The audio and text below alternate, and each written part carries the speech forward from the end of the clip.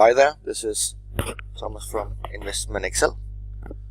Welcome to this session where we will focus on the Vasicek model, the Vasicek dynamics, and how it is applied to pricing of zero bonds. If the black and skull model was revolutionary within pricing of stock options, then the Vasicek model and the way he priced zero bonds was revolutionary within interest rates. We will look at the Vasicek path of interest rates. We will look at how it governs the entire term structure, and we will look at some features of the statistical distributions of the Vasicek model. Alright, this video and the Excel workbook and the underlying code in VBA are available on investmentexcel.com and also on spotafile.com. Let's just look at the stochastic dynamics of the Vasicek model.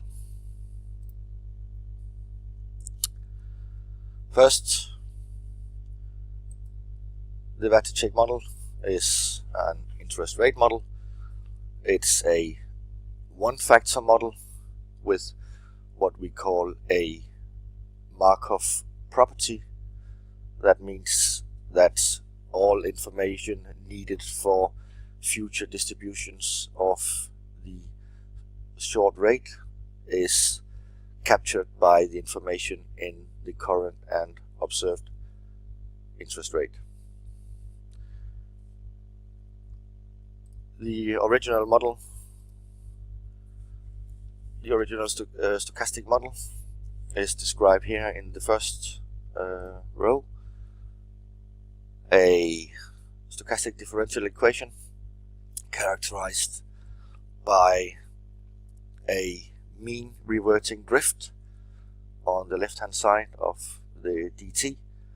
So in this stochastic setting we will never see the rates in the future drift too much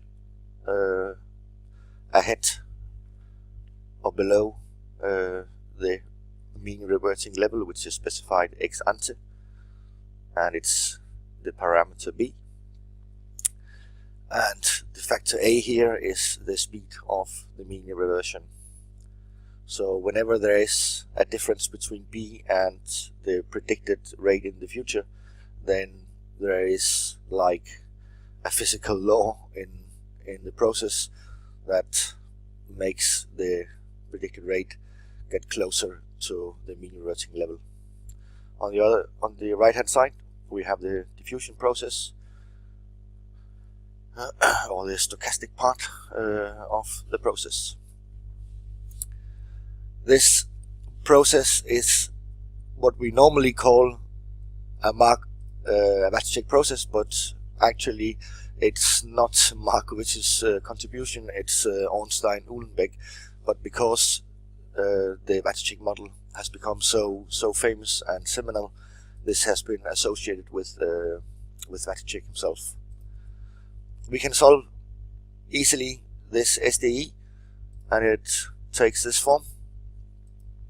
So future levels of the short interest rate is a normal distributed model.